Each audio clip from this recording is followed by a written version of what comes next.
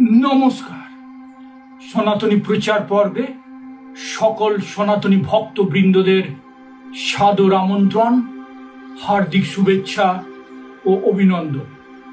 আমরা জানি বেদান্ত হিলিং সনাতনী প্রচার পর্বে আমরা বৈদিক শাস্ত্রের সনাতনী বিষয়ক যে ঘটনাবহুল পৌরাণিক যে বিষয়গুলো রয়েছে সেগুলোকে আমরা পুঙ্খানুপুঙ্খ আলোচনার মাধ্যমে এই সমাজের প্রত্যেক ভক্তের সামনে, প্রত্যেক মনুষ্যের সামনে, মানব জগতের সামনে আমরা উপস্থাপন করি।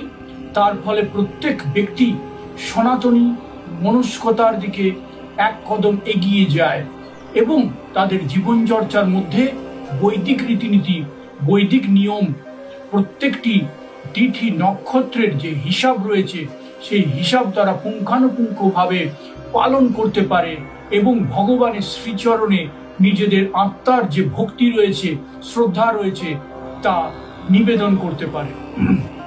আজকের দিনের জন্য আমরা এক গুরুত্বপূর্ণ বিষয় আলোচনা করতে চলেছি, যা প্রত্যেকটি যুবক যুবতীদের কাছে এক গভীর মনের অন্তরাত্মার আবেদন ও প্রশ্ন, যে আমরা সরকারি চাকরি কবে পাব।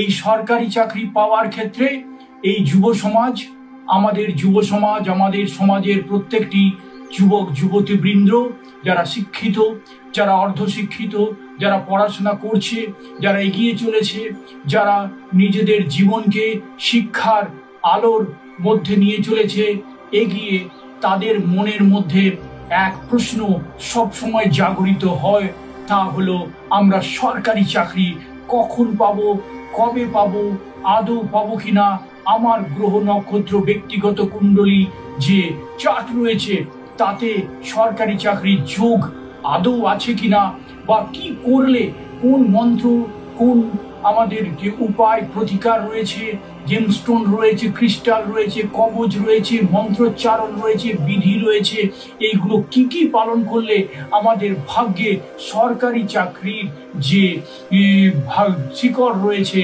তা খুলে যাবে। তাই বন্ধুরা, প্রত্যেক সরকারি চাকরি পাওয়ার জন্য যারা অপেক্ষারত রয়েছে তাদের জন্য আজকের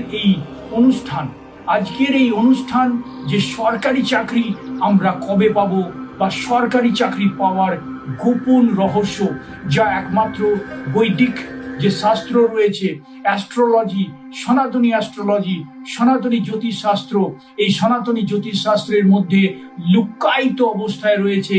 প্রতিটি বিষয়ে যদি আমরা প্রত্যক্ষভাবে নিরীক্ষণ করি, পরীক্ষা করি, তাহলে তার উপায়গুলো সুন্দরভাবে বেরিয়ে আসবে, যাকে আমরা ফলো যদি করি সেই বিষয়গুলোকে, তাহলে আমাদের সরকারি চাকরি শিখে আমাদের কপালে ছিড়বে, আমাদের কপালে জুটবে এবং আমরা সরকারি চাকরি পেয়ে যাব। যে সমস্ত জাতক জাতিকাদের ক্ষেত্রে লগ্নপতি বলীয়ান হয়ে দশম স্থানে অবস্থান করে, তাদের ক্ষেত্রে সরকারি চাকরি পাওয়ার যোগ কিন্তু প্রবল থাকে। অর্থাৎ দশম স্থানে যদি সমস্ত শুভ গ্রহের যোগ বা দৃষ্টি থাকে, তাহলে কিন্তু সরকারি চাকরি পাওয়ার প্রবল যোগ তৈরি হয়। সুতরাং যে সমস্ত জাতক জাতিকাদের ক্ষেত্রে রবি পজিশন খুব ভালো থাকে, সূর্য বা রবির পজিশন খুব ভালো থাকে, আবার যাদের মঙ্গলের পজিশন খুব ভালো থাকে, ত্রিকোণ অবস্থান যদি এই শুভ গ্রহগুলো করে থাকে, রবি মঙ্গল, তাহলে কিন্তু সরকারি চাকরি পাওয়ার প্রবল যোগ তৈরি হয়। যাদের ব্যক্তিগত কুণ্ডলিতে বুধাদিত্য যোগ থাকে, বুধাদিত্য যোগ মানে বুধ এবং আদিত্য, অর্থাৎ সূর্য ও বুধের অবস্থান একই ঘরে যদি হয়ে থাকে, তাহলে তাকে বুধাদিত্য যোগ বলে। এই বুধাদিত্য যোগের বলে বলীয়ান হয়ে জাতক জাতিকারা সরকারি চাকরির ক্ষেত্রে কিন্তু অনেকটাই এগিয়ে যায়। অর্থাৎ দেখা যাচ্ছে রবির পাওয়ার যদি বেশি থাকে, রবির অবস্থান যদি শুভ থাকে এবং লগ্নপতি যদি দশম গৃহে গিয়ে যদি অবস্থান করে এবং দশম গৃহের যে গ্রহগুলো আছে সেগুলো যদি শুভ গ্রহ হয় বা শুভ গ্রহ দ্বারা দৃষ্ট হয়, তাহলে জাতক জাতিকার ক্ষেত্রে সরকারি চাকরি পাওয়ার প্রবল যোগ থাকে।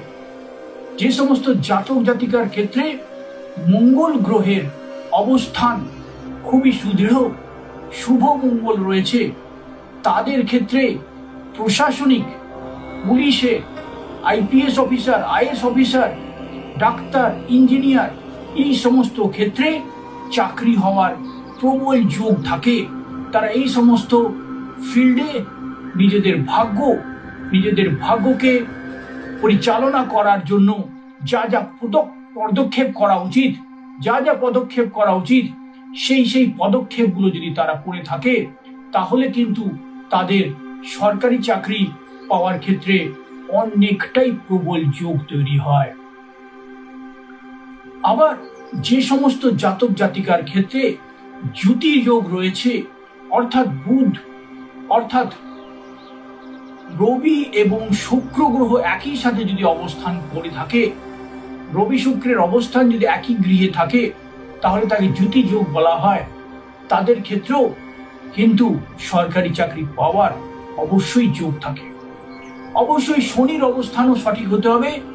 এক্ষেত্রে রবি, শনি, বুধ, মঙ্গল এবং শুক্র এই গ্রহগুলোর অবস্থান যথেষ্টই ভালোভাবে যদি থাকে, তাহলে সেই জাতক বা জাতিকারা অবশ্যই সরকারি চাকরি পাবেই, কেউ আটকাতে পারবে না।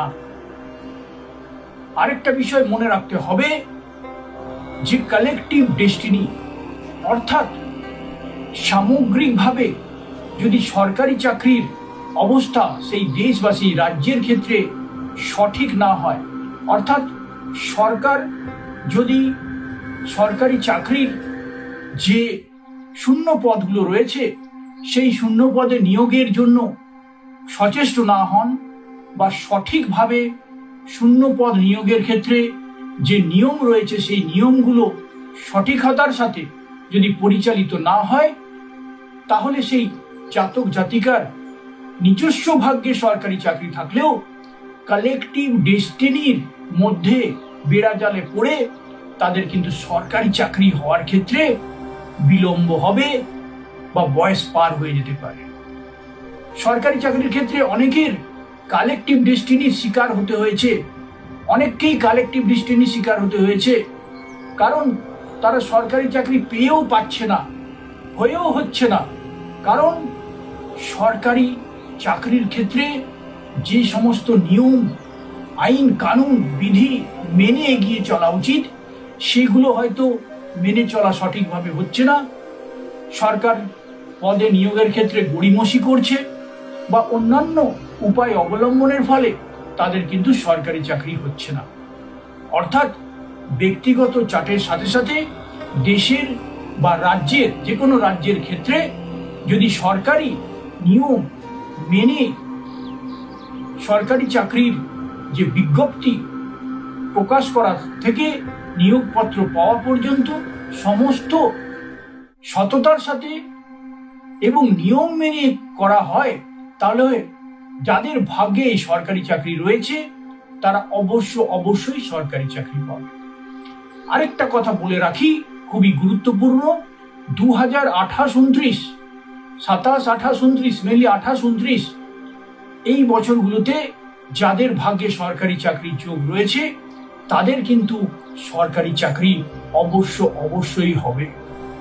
সরকারি চাকরি পাওয়ার ক্ষেত্রে কি কি উপায় অবলম্বন করা উচিত তা আমাদের অবশ্যই জেনে নিতে হবে। আমাদের রবিকে স্ট্রং করতে হবে।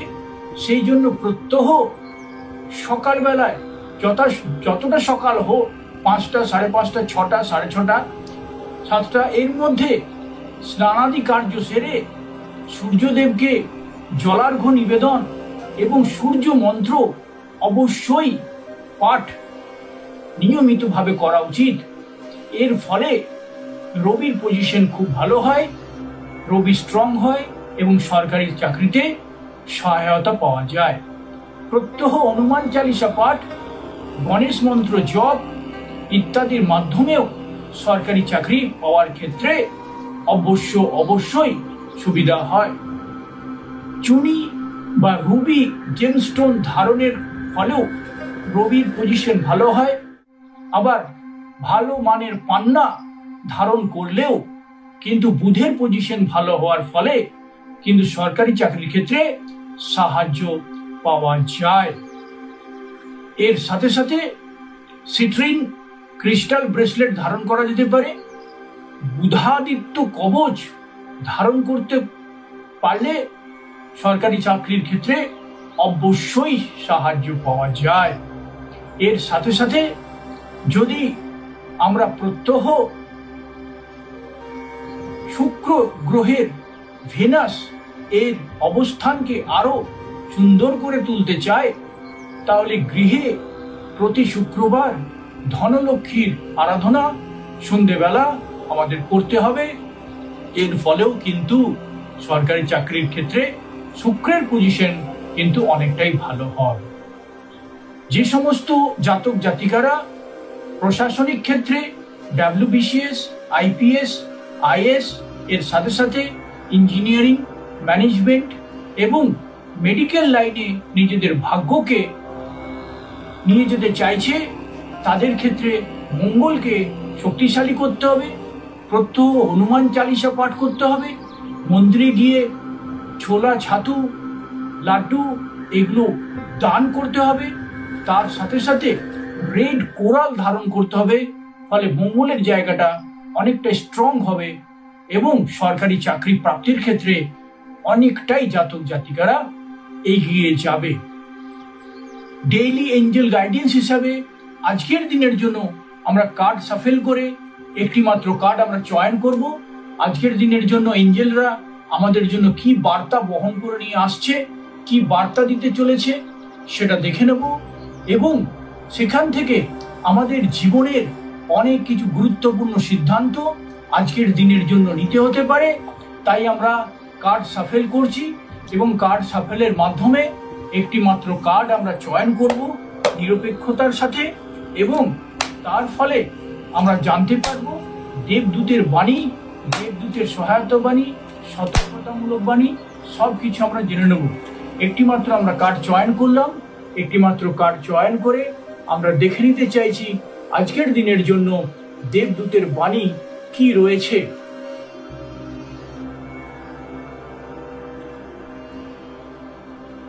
ও আজকের দিনের জন্য খুব ভালো বার্তা। আজকের দিনের জন্য বলছে ডে টু বি কনফিডেন্ট, আত্মবিশ্বাস তৈরি করার দিন, আত্মবিশ্বাসী হওয়ার দিন। সংখ্যা এসছে 2, 2 হচ্ছে মনের কারকতা, চন্দ্রের নম্বর, চন্দ্রের সংখ্যা।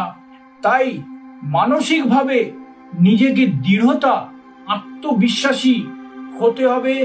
আত্মবিশ্বাসী নিজেকে তৈরি করলে এক positive, it's a positive day. এটা কিন্তু পজিটিভ ডে। আজকের দিনটা একটা ধনাত্মক ঊর্জা বহনকারী দিন। নিজেকে বি কনফিডেন্ট, অবশ্যই আত্মবিশ্বাসী হও, খুব সজোরে আত্মবিশ্বাসী হও, গর্বের সাথে আত্মবিশ্বাসী হও উইথ ইউর অ্যাচিভমেন্টস। নিজের যা ডিসিশনস এবং অ্যাচিভমেন্টস গুলো আছে, সিদ্ধান্ত গ্রহণের ক্ষেত্রে যথেষ্ট আত্মবিশ্বাসের সাথে সিদ্ধান্ত গ্রহণ করো। তার ফলে কিন্তু অনেক কিছু প্রাপ্তি হবে। ওয়্যার এনি ব্রাইট কালার, অর্থাৎ উজ্জ্বল রঙের বস্ত্র ধারণ করো। উজ্জ্বল রঙের বস্ত্র ধারণ করতে হবে আজকের দিনের জন্য এবং নিজেদেরকে আরো প্রভাবশালী হতে হবে। Offer milk to old widow lady for good luck, সৌভাগ্যের জন্য কোনো বৃদ্ধা বিধবাকে যদি দুধ আজকের দিনের জন্য অফার করা হয় তাহলে সৌভাগ্যের চাবিকাঠি কিন্তু খুলে যাবে। অফার মিল্ক অন শিবলিঙ্গ to increase good luck and power. নিজের ক্ষমতা এবং ভাগ্য যদি আরো উন্নতিকরণ করার ইচ্ছে থাকে, তাহলে শিবলিঙ্গে আজকে কেন প্রতিদিনই দুধ অর্পণ করো, অথবা প্রত্যেক সোমবার অবশ্যই শিবলিঙ্গের উপরে দুধ অর্পণ করো। ফলে নিজের ভাগ্য এবং শক্তিকে আরো শক্তিশালী বলবান করে তোলো, এবং সরকারি চাকরি কেন, সৌভাগ্যের অধিকারী হও সর্বক্ষেত্রে। তাই একসাথে আমরা সবাই বলবো, হর হর মহাদেব, হর হর মহাদেব, হর হর মহাদেব। জয় বজরংবলী, জয় বজরংবলী, জয় বজরংবলী। জয় শ্রীরাম, জয় শ্রীরাম, জয় শ্রী কৃষ্ণ। রাধে।